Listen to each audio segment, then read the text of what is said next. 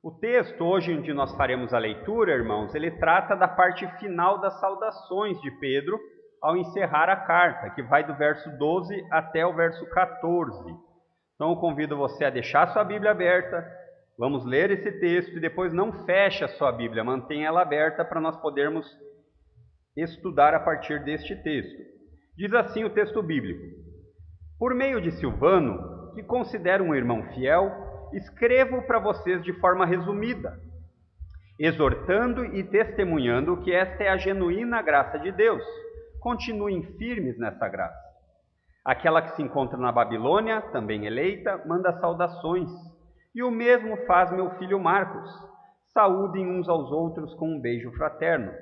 Paz a todos vocês que estão em Cristo. Vamos ter mais uma palavra de oração? Pai, nós precisamos da tua ajuda, da direção do teu Santo Espírito, nos ajudando a entender o texto, nos ajudando a aplicá-lo em nossas vidas, e queremos que o Senhor seja exaltado por meio disso. Nós sabemos que tantas vezes a tua palavra não é exposta de uma maneira fiel, tantas vezes a tua palavra é colocada apenas como um apêndice para pensamentos humanos, mas que isso não ocorra aqui, Senhor. Que o Senhor possa ser engrandecido por meio do testemunho e da exortação fiel da tua palavra. É o que nós te pedimos em nome de Cristo. Amém. Queridos, então, fazendo uma breve recapitulação aqui da carta de Pedro, vocês devem lembrar que a carta de Pedro, ela foi escrita para encorajar os crentes em meio a uma perseguição iminente. O que é uma perseguição iminente? Uma perseguição que estava chegando. E nós passamos aqui por essa carta em 24 mensagens. Essa carta de 5 capítulos, nós tivemos a exposição de 24 mensagens. Hoje será a 25ª. Isso dá mais ou menos em torno de 6 meses. Interessante, né? Uma carta com 5 capítulos, tantas mensagens. É claro que também tem a questão de que nós não pregamos ela toda semana. O pastor Fernando acaba pregando em Mateus mais. Mas isso é importante porque muitas vezes nós temos uma compreensão de que uma exposição da Bíblia é algo aleatório. E quando nós pegamos uma exposição de sequência assim, nós conseguimos entender o contexto, nós conseguimos entender a intenção autoral. E o que Pedro faz em toda a sua carta é deixar muito vívido, muito claro para o cristão que existe algo que ele tem que nada mais pode roubar, nada mais pode lhe tirar, que é a salvação por meio de Cristo Jesus. Então, o contexto da carta é uma perseguição. E ele faz questão de dizer aos crentes, olha, em Cristo vocês têm uma herança que não pode mais ser roubada. Vocês têm uma salvação que é eterna. Então, tudo aquilo em contraste com esse tempo presente que perece, que murcha, com uma coroa de flores que murcha, a coroa que vocês vão receber não murcha. Então, isso é como um combustível para aquele crente que está vivendo em meio a dificuldades. Isso vale para nós facilmente hoje em dia. E é importante lembrar que a tônica aqui da carta de Pedro é: depois do sofrimento vem a glória. Então ele deixa muito claro que o sofrimento na vida do crente não é algo a que você deva olhar e dizer assim, Deus não está comigo. Não é. Infelizmente, diferente de muitas igrejas evangélicas, inclusive, que trazem a ideia de sofrimento como não sendo coisa de crentes, eles não leram a carta de Pedro.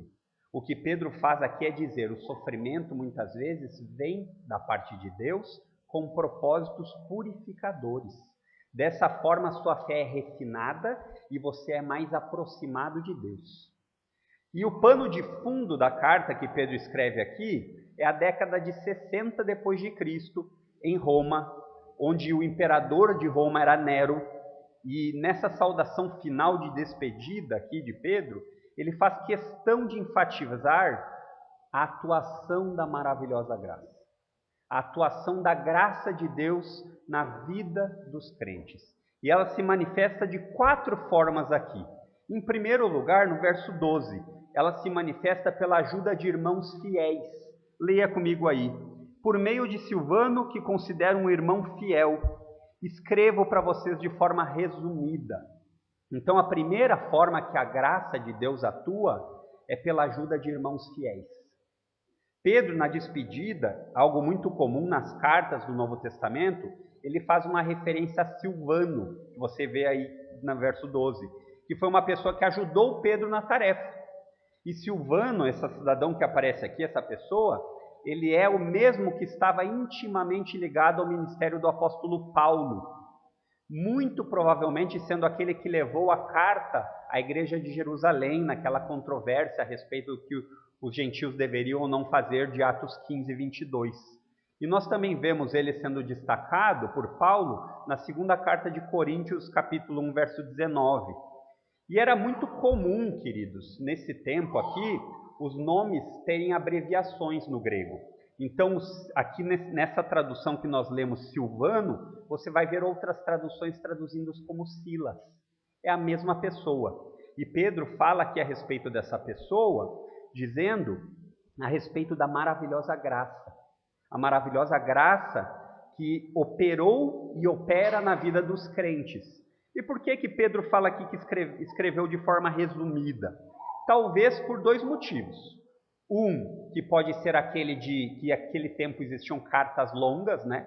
Diferente dos nossos tempos, que um e-mail de 4 linhas a gente já não quer ler, né? Então, existiam cartas muito mais longas que isso.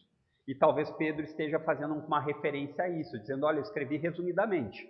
Ou então, e eu acho que seja o mais provável, é que Pedro tinha muito mais a escrever. Porque quem ama Cristo e quer falar de Cristo e quer incentivar os irmãos a seguir a Cristo, ele tem assunto para muito tempo. Então, provavelmente ele queria escrever mais, mas não teve tempo. Seja qual for um dos casos que aconteceram aqui, ele diz que ele teve a ajuda de Silvano. E o que nós teríamos que aqui entender a respeito disso?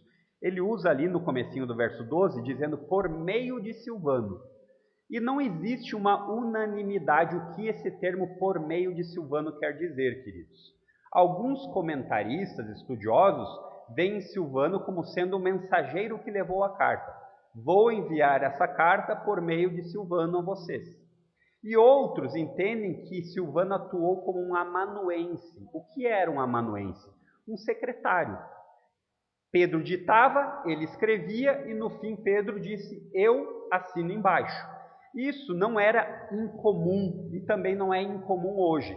Por exemplo, existem cargos como promotores públicos que muitas vezes são os auxiliares que fazem todo o processo e o promotor no final ele só avaliza. Então, seja qual for o caso, não desqualifica a carta de Pedro, certo? Porém, irmãos, eu queria dizer aqui algo que nós vemos no Novo Testamento, que embora as duas possibilidades sejam válidas, mensageiro ou secretário, quando nós vemos Pedro elogiando respeitosamente, dizendo que ele considera um irmão fiel, elogiando Silvano, parece que isso está muito mais relacionado com uma qualificação de alguém que vai lhe visitar. Olha, receba o Lucas na sua casa porque ele é ordeiro. Pode recebê-lo sem medo. Então, isso é um dos pontos que favorecem a ideia de um mensageiro, de Silvano ser o mensageiro. E nós não vemos nenhum amanuense, nenhum secretário no Novo Testamento recebendo algum tipo de elogio ou de recomendação. Já ao contrário, mensageiros que levariam cartas acontece com frequência. Eu acredito que a intenção aqui, dentro do contexto da construção gramatical no grego, traz mais a ideia de que ele seja um mensageiro e não um secretário. Mas isso não influencia no conteúdo da carta. De qualquer forma, o que Pedro quer destacar aqui é o que ele fala a respeito dessa pessoa chamada Silvano. Ele o chama de irmão fiel. Irmão fiel. E a fidelidade, queridos, é algo que cada dia mais está em extinção. E muitas vezes isso acontece no meio da igreja porque não houve uma conversão verdadeira. São pessoas que não se converteram. Elas apenas estão no local porque elas acham que é o local mais apropriado para a sua família, é um local mais ordeiro, é um local onde ela se sente bem, onde as músicas lhe emocionam. Mas isso não é conversão. Uma vez que você foi alcançado por Cristo, o processo que acontece dentro de você é de origem divina. Essa é a diferença. Todas as mudanças de caráter, mudanças morais, intelectuais, elas provêm da conversão. Por isso que alguém que não foi verdadeiramente convertido, ele vive uma vida tentando ser bom, sem entender aonde começou a conversão. Essa é a ideia de você viver para boas obras e não por boas obras. Parece a mesma coisa, né? Mas é a seguinte diferença. Quando você é crente, você foi alcançado do alto, você é salvo para as boas obras. Quando você não é crente, você acha que você é salvo por boas obras. Essa é uma diferença enorme e que parece quase a mesma coisa quando nós escutamos. Essa semana passada eu estava conversando com uma pessoa que eu fiz negócios e ela disse assim: eu acho legal o ambiente de vocês lá. Eu até acho que é um local que eu gostaria de ir, mas eu não quero mais um compromisso. Porque se eu começar a ir na igreja, eu sei que eu tenho que mudar várias coisas na minha vida. O que ele estava entendendo? Não era conversão. Era um esforço de obras. E isso não traz fidelidade. Porque a fidelidade ela é parte da conversão interna. Entenderam? Essa é a diferença dos dois pontos de partida. Se você parte a sua vida cristã por saber o que é certo a ser feito, você vai no meio do caminho vacilar. Por quê? Porque essa obra não é humana. Agora, se você foi convertido pela fé em Cristo Jesus, aí a obra é sobrenatural e ela tem o auxílio divino. Essa é a grande diferença. E como se faz necessário, meus queridos, valorizarmos os irmãos da comunidade da fé em primeiro lugar. Antes mesmo do que os familiares de sangue. Pesado isso, né? Pesado, não é? Porque muitas vezes o vínculo de sangue ele é um vínculo muito profundo. Mas quando nós cremos em Cristo, o vínculo de sangue em nós é por meio do sangue de Cristo. E como é importante que nós possamos nos valorizarmos ao ponto de nos indicarmos para as mais diversas tarefas. E isso não se resume apenas no âmbito espiritual, irmãos. Não, porque como crentes nós devemos ser fiéis visivelmente nas nossas atitudes. Você deve ser fiel na sua conduta diária. Você deve ser fiel no seu trabalho. Você deve ser fiel no seu relacionamento conjugal. Você deve ser fiel como um pai para um filho e um filho para um pai. A fidelidade é algo indispensável na caminhada cristã.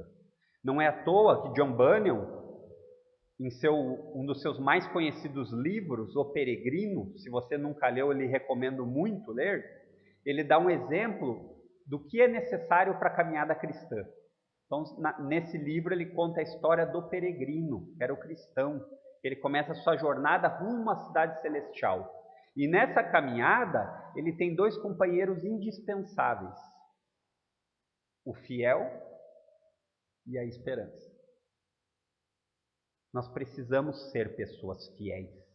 E nós precisamos dar exemplo de fidelidade aos nossos irmãos. E um irmão fiel, ele começa com uma convicção correta a respeito da sã doutrina. Porque você pode ser fiel, mas estar errado. Já parou para pensar nisso? A fidelidade não é medida pela sua convicção de certeza, mas pela sua proximidade com a Bíblia. A fidelidade que nós procuramos alcançar, ela parte da Escritura. E por fidelidade, você não pode entender alguém que compactua com o erro. Eu sou fiel até aonde você for, né? Aí a pessoa tem atitudes pecaminosas, erradas, que desonram a Deus, e você continua do lado dela? Não. Nesse momento, você vai ser fiel, estando no campo de batalha com ela e dizendo: olha, o caminho não é esse. O caminho não é esse. Você está equivocado. Você está verdadeiramente equivocado. E nós, vocês, precisamos procurar esses irmãos fiéis, queridos. Precisamos ser influenciados por eles, desejar essa influência. Vocês viram na carta de Paulo a Timóteo o que ele diz? Ele quer ser um exemplo, que nós lemos agora. E não meça o relacionamento que você tem dentro da igreja, em especial dentro da igreja, com alguém que você queira ser bajulado. Se você não é bajulado, essa pessoa não lhe ama. Não confunda. Bajulação não é o mesmo que fidelidade. Bajulação é o mesmo que falsidade. E aqui as coisas começam a ficar mais estreitas, porque nós gostamos de ser bajulados. Mas a fidelidade que Pedro fala aqui a Silvano não é desse tipo. Irmãos fiéis são um presente que o Senhor nos dá nessa árdua jornada rumo à cidade celestial. Porque no meio das dificuldades, nós precisamos de pessoas fiéis. No meio das dificuldades, nós precisamos saber que podemos contar com essas pessoas, não importa o que aconteça. Não é verdade? E todo crente, que é crente de verdade, que entendeu o que Cristo fez na cruz, deve se esforçar cada dia mais para ser fiel à palavra de Deus e dessa forma aos outros. Só que isso necessita esforço. Não vai ser algo que você vai fazer sentado em casa. Não vai ser algo que você vai fazer deixando de vir à igreja nas quartas e nos domingos. Não vai ser algo que você vai deixar de fazer ao sair da igreja. Mas Deus nos dá pessoas para nos ajudar. A atuação da maravilhosa graça. Em segundo lugar, a atuação da maravilhosa graça, ela se dá pela palavra de Deus.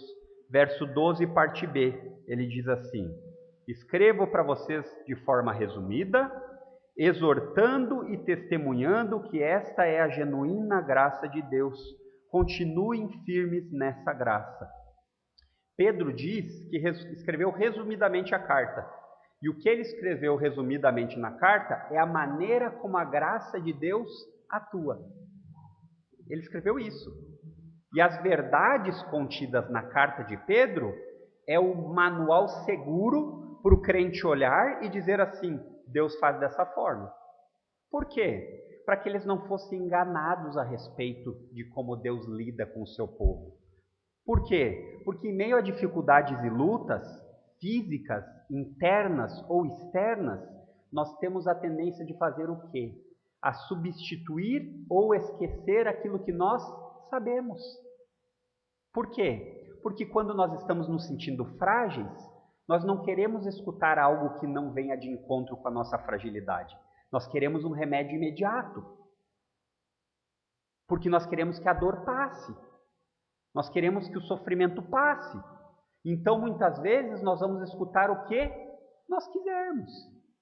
E Pedro está dizendo isso: olha, Deus opera assim, não sejam enganados. Mesmo que vocês estejam sofrendo, e o sofrimento faz parte da vida do cristão, não vão para outro caminho. Se mantenham firmes na graça de Deus. Seria um exemplo mais ou menos similar o seguinte: eu sei que a minha esposa me ama. Essa convicção eu tenho por fatos reais, pelo conhecimento adquirido. Eu sei que a minha esposa me ama. Mas num determinado momento nós podemos ter uma discussão. Não podemos? Podemos. E nesse momento de discussão, talvez ela possa ser dura comigo. E aí, se eu partir do momento de dureza dela por mim e mandar para minha mente isso, eu vou pensar que ela me ama ou que ela não me ama? Que ela não me ama. Mas o crente não vive por sentimentos. Ele vive por aquilo que ele aprendeu. E a partir do que ele aprendeu, ele tem um guia seguro. Sabe por quê, queridos? Porque todas as vezes que o sentimento prevalece, a boa teologia desaparece. O que Pedro está dizendo aqui é que a vida do crente, em sua totalidade, é uma vida de graça. Graça sobre graça. Você acordou hoje de manhã? Graça de Deus. Você tem o que se vestir? Graça de Deus. Você tem um emprego? Graça. Você não tem um emprego? Graça de Deus. Por quê? Porque Deus opera graciosamente com os seus filhos. Mas isso não é do jeito que você quer. Não é do jeito que você muitas vezes imagina. Deus dá o necessário para o dia, a graça diária. E sabe qual é a grande vantagem do crente? Você pode ir todos os dias no cofre de Deus e pedir: Deus, me dá mais graça. Ele tem a graça. Deus, a tua graça é abundante? É. Ela esgota. Se eu todos os dias for atrás de graça, ela não esgota, ela é inesgotável. Pode continuar vindo. E na medida que você vier atrás da graça, a graça vai ser derramada na sua vida. Um dos textos que eu não falei das promessas da semana passada, mas que fazem parte também da minha memória, é o de Hebreus 4:6, que diz assim: assim, aproximemo-nos do trono da graça com confiança, a fim de recebermos misericórdia e encontrarmos graça que nos ajuda no momento da necessidade. Grave isso. Você está precisando? Está necessitado? Recorra ao trono da graça. E Pedro diz aqui que deu de maneira resumida. O que ele deu de maneira resumida? Uma série de mandamentos morais, que ele chama de exortação. E ele também diz que deu fatos doutrinários robustos, que ele chama de testemunho. Então, a palavra exortar, ela traz a ideia de encorajamento, consolação, admoestação, em alguns casos correção. Mas no caso da carta de Pedro, ela tem claramente um caráter de encorajamento. É uma exortação dizendo assim: não retrocedam. Está difícil, mas o Senhor está com vocês. É um momento apertado da sua alma? Lembre-se daquilo que você sabe, não daquilo que você está sentindo. Porque se você levar a sua vida pelo que você está sentindo, será como um navio desgovernado no oceano da aflição. E aí você já sabe o tamanho do oceano, né? Então lembre-se que Deus continua no controle. A exortação é o meio pelo qual os crentes se edificam uns aos outros. E isso vem por meio de várias dessas características. Pode ser um momento de consolo, pode ser um momento de repreensão, meu irmão.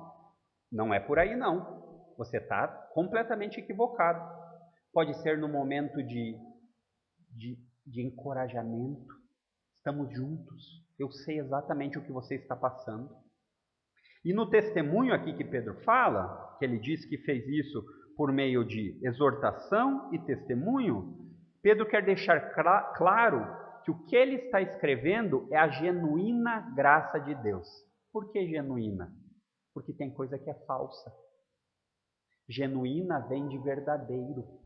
Pedro está dizendo assim: olha, o que eu estou dizendo é isso que vocês devem confiar. Porque no meio dessa aflição toda vão vir muitas graças que não são divinas, que não vêm de Deus. E por que será que Pedro tem força quando ele fala no testemunho dele, né? Você já parou para pensar? Pedro diz que está testemunhando. E queridos, é muito simples aqui de entender isso. Em primeiro lugar, porque Pedro sabe como Deus age. Pedro sabe. Ele foi um apóstolo de Cristo. Um apóstolo era um discípulo comissionado diretamente por Cristo. 12. Esses são os apóstolos. Depois foi acrescentado outro, né, no lugar de Judas, e o apóstolo Paulo, que veio como um fora de tempo. Esses são os apóstolos. E qual era uma característica distintiva dos apóstolos? Eles eram um canal de revelação. O que é um canal de revelação? Deus falava por meio deles. Hoje não existem mais apóstolos. Você quer escutar o apóstolo falando? Quer? Leia a Bíblia. Leia a Bíblia. Mas eu quero escutar o apóstolo falando. Leia, tem vários. Isso diferencia Pedro. Por quê? É um raciocínio bem lógico. Por quê? Porque a Escritura vem de Deus, certo? Divinamente inspirada. E se a Escritura foi produzida por mão de Pedro, logo o escrito de Pedro é confiável. Essa é a lógica. Pedro pode nos dar a direção porque ele teve revelação. Pedro pode nos dar segurança porque é a palavra de Deus. A regra de fé dos crentes é o testemunho apostólico. É aquilo que a Bíblia escreve. Sabe por quê, queridos? Porque muito provavelmente o que Pedro tem na mente aqui é que em momentos difíceis, onde você se sente sozinho, e se não veio esse momento, Deus lhe guarde, mas ele pode vir. Nesses momentos difíceis, a nossa tendência é duvidar que o plano de Deus é bom. É duvidar da bondade de Deus. A gente olha para momentos tristes, escuros da nossa alma e a gente diz, onde é que está o Senhor? E Pedro faz a questão de falar a respeito disso para dizer assim, não se engane, não se engane. Deus é bom o tempo todo, mesmo quando você não compreende. Por isso que você tem que se guiar pela regra. A Bíblia serve para lhe ajudar nisso. Quando você está desconfiado, vá para o manual seguro. Porque se você não tiver o manual, aonde você vai? Aonde o seu sentimento lhe levar. E aí a bagunça está feita. Por isso que o testemunho que você precisa ter a respeito de como viver sua vida de prática e de fé, tem que vir por meio do testemunho bíblico, apostólico.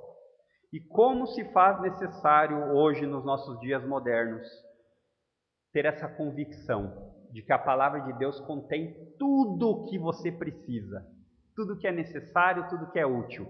Porque se não for assim, se você não tiver essa convicção, vem uma novidade, você é levado. Aí vem um novo guru e ele inventa os 10 passos da felicidade, e aí você vai. E aí vem uma outra pessoa e diz 6 maneiras de educar seu filho, e aí você vai. E aí você fica. Está entendendo? Por quê? Porque você não está firmado na base. E como isso é necessário? Por quê? Pedro diz claramente. Pedro diz aqui, a vida do crente é fácil, na sua carta. Vocês viram algo parecido com isso nessas 25 exposições? Eu não achei. Eu não achei nada. O que Pedro me diz aqui na carta com frequência é assim, você não está sozinho. E lembre-se disso. E um tempo, irmãos, por que eu falei isso? Porque num tempo em que o sentimento é a regra de fé, a distorção do testemunho e da autoridade bíblica são facilmente confrontadas. Certo? Por quê? Porque ao invés de permanecer com a exortação e o testemunho do apóstolo Pedro, a minha experiência pessoal com Deus acaba sendo o guia da minha alma. E aí eu acabo, sem perceber muitas vezes, colocando a minha experiência pessoal acima da Bíblia. Estão percebendo como isso é perigoso? Como isso acontece com frequência? Deixa eu abrir um parênteses aqui. Eu não estou dizendo que as experiências pessoais com Deus não irão acontecer. Claro que irão, porque Deus é um Deus pessoal. Essa é a diferença do Deus da Bíblia para todas as outras religiões. Se você for para uma religião oriental, os deuses orientais, eles são uma espécie de energia que atua. Se você estiver por perto da onda, você vai participar. A Bíblia diz que Deus se relaciona pessoalmente, individualmente com cada indivíduo. Então, sendo assim, é óbvio que você vai ter experiências pessoais com Deus. Mas o problema é que essas experiências nunca devem ser a base do seu ensino. Por quê? Porque elas são pessoais, preciosas, mas o testemunho que você precisa tem que vir daqui. Ok? E Pedro diz, permaneçam firmes nesta graça. Qual graça? A que está escrita. Não é um ritualismo que eu inventei, não é algo que o meu sentimento me balança, não é algo que algum especialista moderno está me ensinando. É o que a palavra de Deus ensina. A atuação da maravilhosa graça. E aí nós passamos para o terceiro ponto. A atuação da maravilhosa graça, versos 13 e 14, se dá pela preocupação com a igreja universal. Verso 13. Aquela que se encontra na Babilônia, também eleita, manda saudações. E o mesmo faz o meu filho Marcos. Saúdem uns com os outros com um beijo fraterno. Terceiro ponto talvez traga um pouquinho de pensamento a você, dizendo assim: devemos nos preocupar com a Igreja Universal, então. É isso que o pastor está dizendo? Preste atenção no que é a Igreja Universal. Nas doutrinas fundamentais, nós já tratamos isso em eclesiologia, que é a doutrina a respeito da igreja, que existe a igreja local, a reunião de crentes unidos num local, e a igreja universal é a reunião dos crentes de todo mundo, que não necessariamente estão na igreja local. Mas quando nós tratamos dessa forma, Pedro nos diz aqui nesse terceiro ponto, que a igreja deve se preocupar tanto localmente quanto com os irmãos que estão espalhados ao redor do mundo. Algo tão importante. E algo que muitas vezes nós ficamos cegos de tão preocupados com as nossas necessidades diárias, que não estão erradas nos preocuparmos com as nossas necessidades. Mas o problema é quando isso nos cega para enxergar além. Pedro passa a demonstrar aqui, nesse terceiro ponto, o interesse e o cuidado que eles tinham pelas igrejas. Quem tinham pelas igrejas? Esses que eles falam. Aquela que se encontra na Babilônia e o seu filho Marcos. E isso nos demonstra o amor, a preocupação de uns com os outros. E aqui, irmãos, uma breve explicação, não existe novamente um consenso a respeito de quem Pedro está falando aqui da Babilônia, eleita na Babilônia, né? Você vê aí no verso 13. Aquela que se encontra na Babilônia, também eleita. Alguns acreditam que se tratava de uma mulher de destaque na igreja. Outros que era a própria mulher de Pedro acompanhando eles. Mas a grande esmagadora maioria dos estudiosos sérios entende que isso é uma simbologia para a igreja de Roma, para a igreja que estava em Roma. Quais são os pontos que nos dão força para essa posição? Primeiramente, que Pedro está escrevendo a partir de Roma. A carta que ele escreve a partir de Roma. Então isso já nos dá uma base bem robusta para entender que aqueles que estão com Pedro estão mandando saudações. Pedro não está na Babilônia. A Babilônia está em ruínas. Aquela Babilônia do tempo antigo, né? Então, é muito mais provável que aqui Pedro esteja se referindo à igreja de Roma. E a Babilônia é um termo utilizado com frequência na Bíblia para falar de um poder hostil, de uma inimizade contra os cristãos. Então, você vai encontrar essa simbologia com frequência. E como Roma era a capital do mundo, nada mais normal do que associar Roma à Babilônia, para se entender o quê? É uma oposição ao povo de Deus.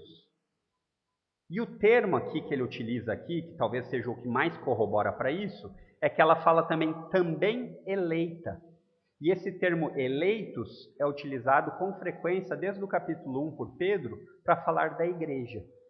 Então, possivelmente, Pedro usa esse termo aqui da Babilônia para lembrar aqueles crentes que estão sofrendo que mesmo na Babilônia Deus tem os seus eleitos.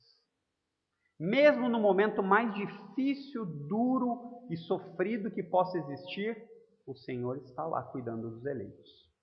E também Pedro provavelmente escreve isso para demonstrar que não somente eles, mas o próprio Pedro em Roma também sofria com as perseguições. Lembram do texto da semana passada que ele diz?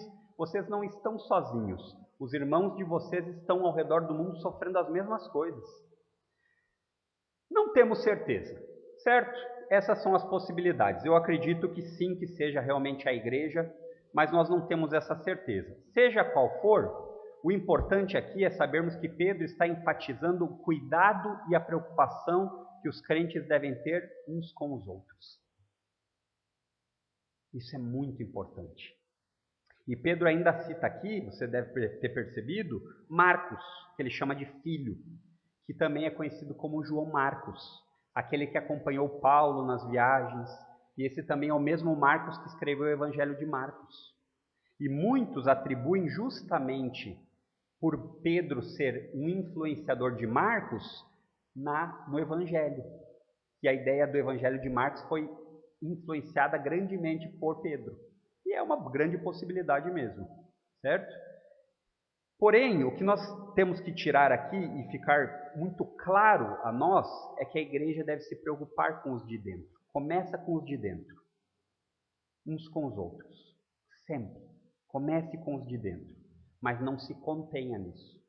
Eu já faço pela minha igreja o suficiente, então eu não preciso mais ajudar o de fora. Não se contente com isso. A importância, queridos, de cuidado e do sentimento que nós demonstramos de afeto por alguém em momentos difíceis, não é um refrigério para uma alma atribulada? Quando você está passando por um momento duro e uma pessoa lhe manda uma mensagem, lhe liga, lhe procura, ele diz, como é que você tem alguma coisa que eu possa fazer? Isso não é um alívio, não é um bálsamo. E nós vemos que Pedro caracteriza esse cuidado por meio do costume que era muito comum no Oriente e que ele perdura até hoje, que é o que ele fala aqui na nossa tradução da NAA, ficou com um beijo fraterno, mas a ideia era um beijo no rosto, que é muito comum tanto por parte de homem como homem com mulher, que é a ideia do ósculo santo. Vocês já leram isso na Bíblia?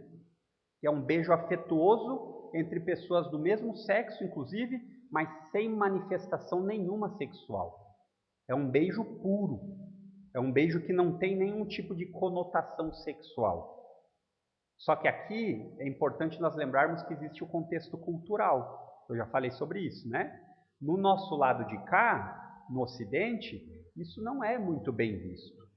Em primeiro lugar, por causa tem os irmãos avançados, né? Ele vai dar um beijo, um ósculo santo na irmã, ele dá uma exagerada. Não é verdade? Pode acontecer. Entre homens, então, é algo esquisito, ainda mais o gaúcho, né? Eu não. Então, queridos, isso não é uma prática obrigatória. Isso vale como um aperto de mão, um abraço fraterno. O ponto aqui é a importância que você dá um ao outro. Eu vejo com frequência, nós perdemos o costume dentro da igreja de um simples cumprimento. Eu vejo muitas vezes os jovens, seja por vergonha ou não me importa, mas eles entram e eles não dão um oi. Eles passam um risco pela gente. Isso é uma demonstração de carinho? No mínimo é uma demonstração de falta de educação. Aí, se você quiser depois dizer que falta o carinho também, vem um plus. Por quê? Porque quem você se importa, você quer dar um abraço. Se você não quer dar um abraço, por causa da pandemia e tudo mais, demonstre um cumprimento que tenha uma conotação de importância.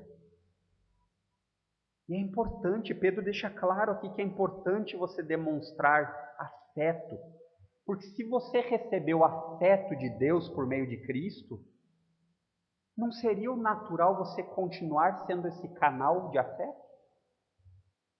Não que você seja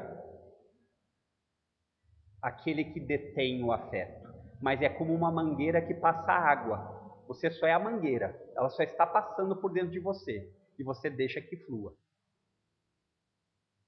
E aí eu faço uma pergunta para nós, aqui como igreja. Como você tem demonstrado cuidado por seus irmãos? Como? Tantas vezes a demonstração de cuidado, ela pode vir por meio do modo financeiro. Só que olha só, olha que interessante. Quando a gente fala por meio do modo financeiro, a gente já pensa em esmola. A gente pensa em dar, né? Mas não é isso que a Bíblia nos incentiva. Eu vou fazer uma comparação fácil aqui. Você trabalha no comércio, talvez. E aí, você tem irmãos que precisam de produtos do comércio. E aí você não abençoa o seu irmão, porque você sempre precisa comprar o que for mais barato.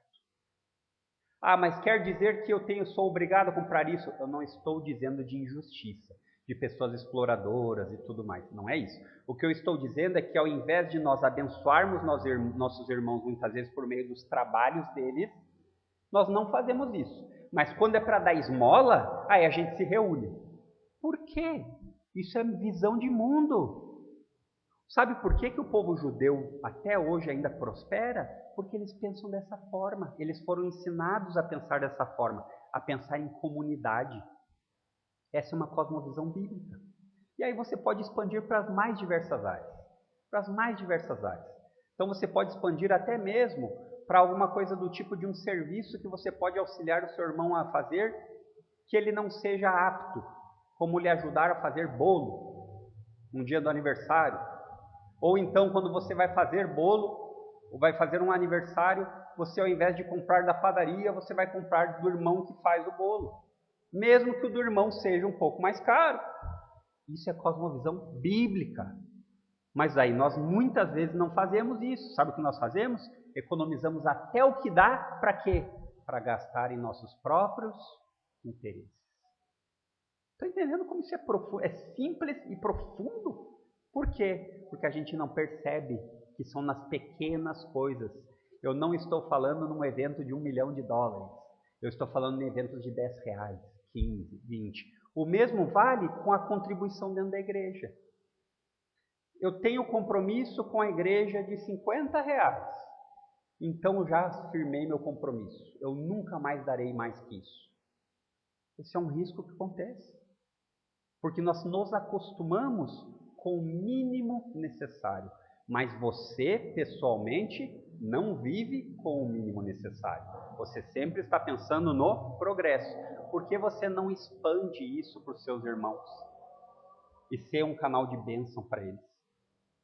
Outra coisa que pode fazer parte de como nós cuidamos uns dos outros é uma ligação. É a demonstração de amor por meio de uma mensagem. De tal forma que isso se torne um hábito na nossa vida. Por quê? Porque quem não gosta de receber uma mensagem dizendo assim: meu irmão, Deus lhe abençoe, como você está? Conte comigo. Só que muitas vezes nós deixamos isso fazer, sabe quando? Quando é uma mensagem de pêsames, onde não tem mais o que fazer. E não desfrutamos todos os dias de vida que o Senhor nos dá. Ou então, irmão, o que você vai fazer? Vamos ficar juntos essa semana? Vamos conversar? Outra forma, que essa talvez seja, se você é parecido comigo, a mais difícil, a que eu mais luto, que é o meio da oração. Orarmos uns pelos outros. E essa certamente é a forma mais poderosa de amor. Porque acontece longe dos holofotes. Ninguém fica sabendo o que você contribuiu. Ninguém fica sabendo se você de fato está sendo alguém que participa ativamente na vida. Mas certamente essa é a que trará maiores mudanças. Porque ela começa no seu relacionamento com Deus e ela é manifesta no seu relacionamento com a pessoa. Você não gosta de alguém? Ore por ela. Você vai ver como Deus transforma seu coração. Ore mais pelo seu pastor. O pastor é chato. Ore mais por ele. Talvez você vai ver que ele não é tão chato assim. Só um pouquinho.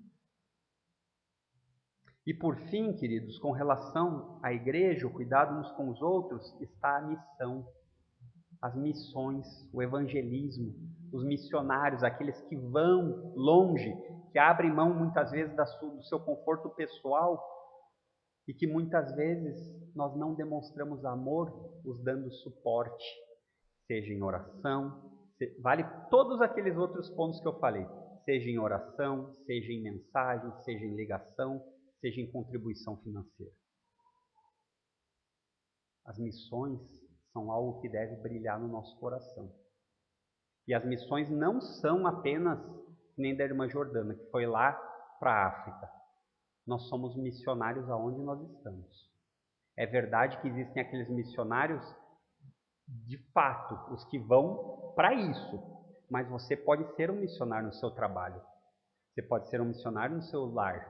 Você pode ser Esse é o ponto. Agora, a igreja precisa se compadecer daqueles que abrem mão das suas vidas para isso. Isso é, de fato, muito necessário. E, por fim, em quarto lugar, a atuação da maravilhosa graça, irmãos. Ela se dá no verso 14, parte B, pela união com Cristo. está lá na bênção no final. Paz a todos vocês que estão em Cristo. Pedro termina o que aqui a gente chama na carta de bênção apostólica, que muitas vezes é uma bênção que o apóstolo dava dizendo: Deus lhes abençoe. E ele diz: paz a todos que se acham em Cristo. E estar em Cristo é algo que é fundamental para você entender aonde você está. Diz respeito, em primeiro lugar, à união de toda pessoa que deposita a fé só em Cristo. O que é depositar a fé só em Cristo? Não há nenhum outro. Não há nenhum outro caminho que possa lhe trazer a Deus novamente. É exclusivo. É assim que a Bíblia trata. Ah, mas não existem outros meios? Não, não existe. A união com Cristo é o viver junto com Cristo a partir do momento que você crê. E isso só acontece, esse desfrutar disso só acontece com crentes. Com crentes. É a esses que Pedro escreve: paz a todos vocês que estão em Cristo. E isso, irmãos, traz a ideia não somente de estar unido a Cristo, porque existe uma ideia de estar unido num âmbito espiritual. Quando você crê em Cristo, você é unido a Ele. Agora você não está mais sozinho, você está unido a Ele. Mas não é só isso, você não apenas está unido a Ele, você pertence a Ele. Você não pertence a si mesmo mais. Você não vai viver mais como você queria. Interessante isso, né? Porque tem muitos crentes que querem estar unidos em Cristo, mas não pertencer a Ele. Eu quero a paz e a bênção, mas eu não quero o compromisso e o esforço. Não casa. O casamento com Cristo não tem esse tipo de possibilidade. Não tem essa cláusula contratual de separação de bens. Né? Quando você vai casar, você escolhe: olha, eu gostaria de casar, mas eu gostaria de comunhão parcial de bens. Quando você está em Cristo, é tudo ou nada.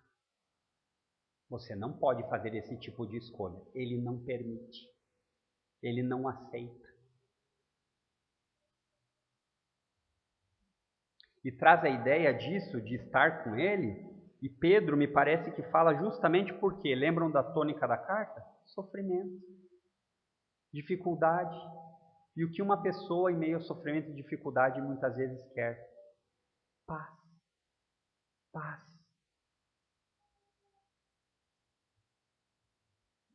E provavelmente Pedro aqui lembra de Jesus falando: deixo com vocês a paz.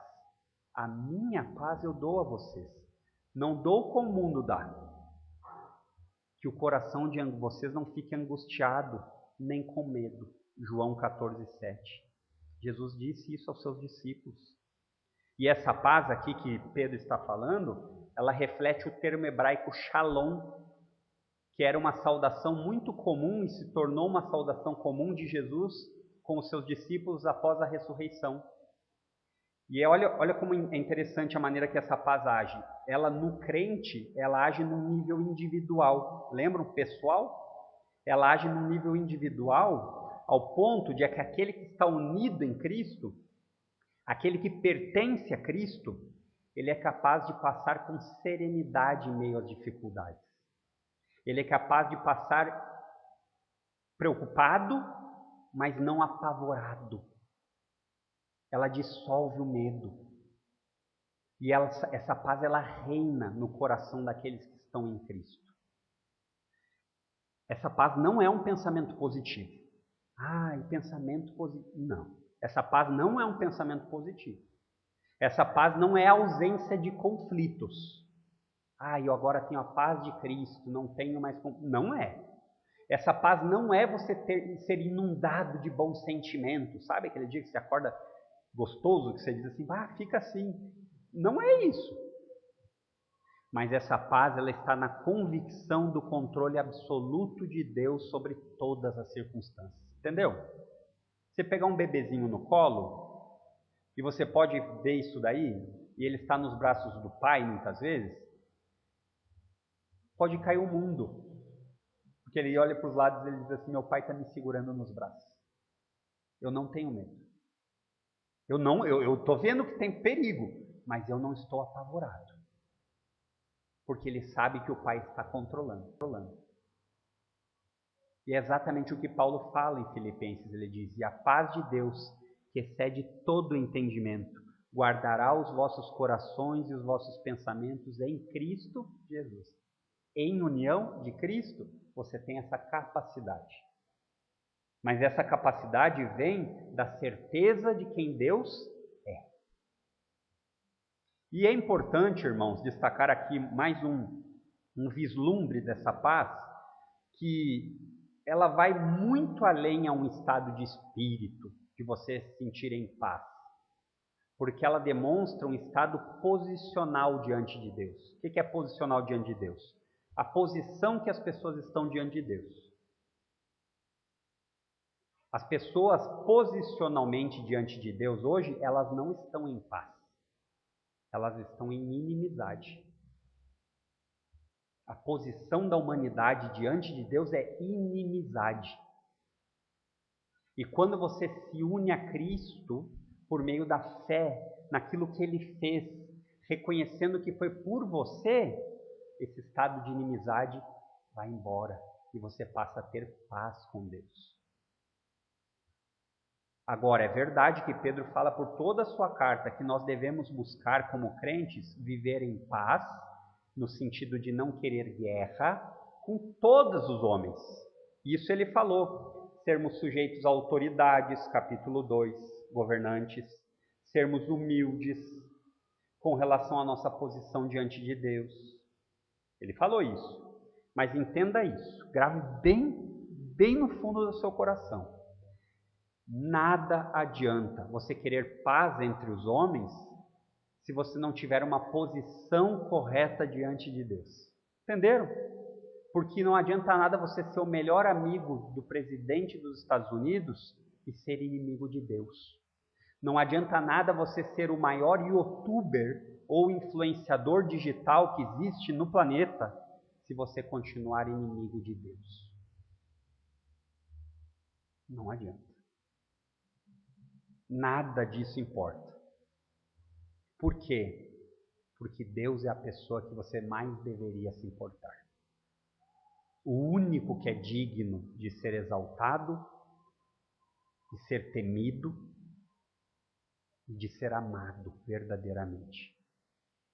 E Pedro nos diz que estar unido em Cristo traz essa paz com Deus. Traz essa paz com Deus. Amizade com Deus. Filiação, você é chamado de filho. Tem algo melhor que isso? Não existe. Não existe nada melhor que isso. Se você não entendeu ainda que as dificuldades que você passa nesse tempo são passageiras, pense nisso, são passageiras. E elas vão ter fim, se não agora, na eternidade. Mas a posição que você tem diante de Deus hoje vai lhe custar o futuro.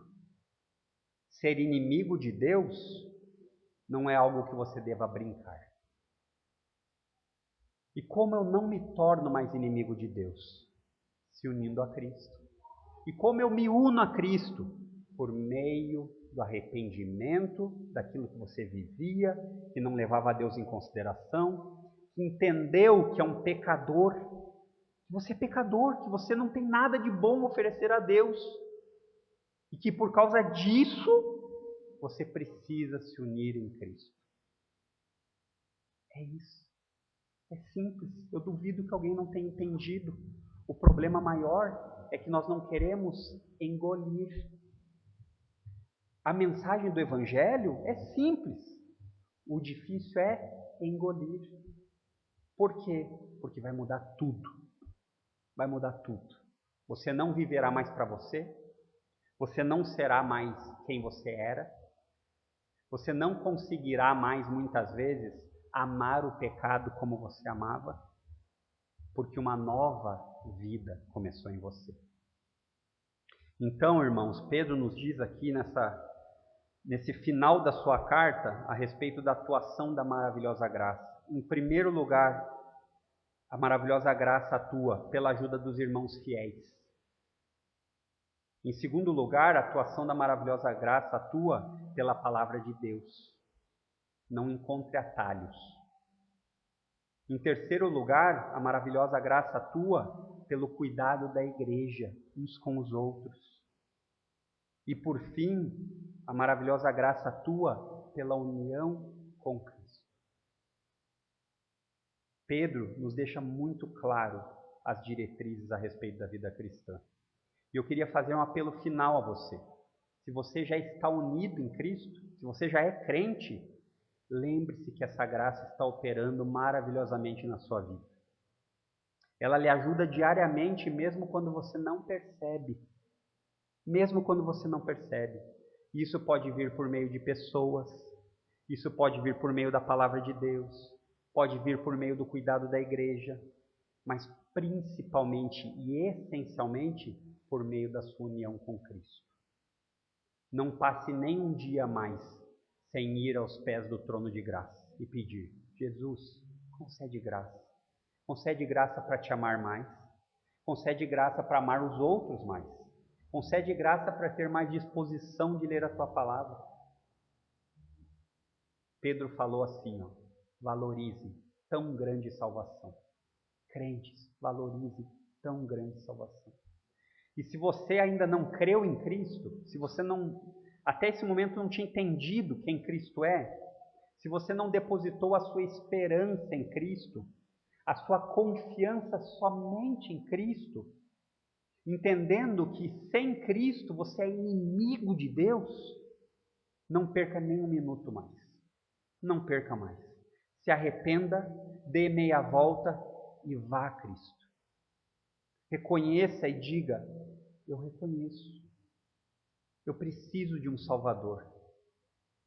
Deposite somente em Cristo, porque é somente nele que a sua vida está segura. A salvação da vida eterna só se encontra por meio do Filho. Quem não tem o Filho, não tem o Pai. Quem tem o Filho, tem a vida eterna. E desfrute, chegue a Cristo e desfrute dessa verdadeira paz, que começa agora. Aqueles que estão em Cristo já desfrutam dessa paz. É verdade que muitas vezes não de maneira completa, mas que vai ser completada na eternidade. Que Deus nos ajude. Vamos orar. Santo Deus, obrigado por mais um tempo que o Senhor nos deu, nos ajudando na exposição desse texto, nos ajudando a entender a atuação da Tua maravilhosa graça. Seja engrandecido por meio das nossas vidas.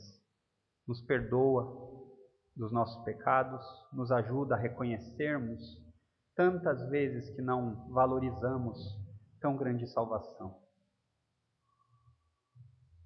Pai, tantas coisas nos parecem necessárias, mas a que realmente nós precisamos é a união com Teu Filho Jesus. Nos ajuda a lembrar disso e sermos plenamente satisfeitos nele. Dessa forma, Senhor, que o Senhor possa ser engrandecido por meio do nosso testemunho, da nossa maneira de viver, do nosso cuidado uns com os outros, da valorização da igreja, para que o Senhor seja engrandecido. É o que nós te pedimos em nome de Cristo. Amém.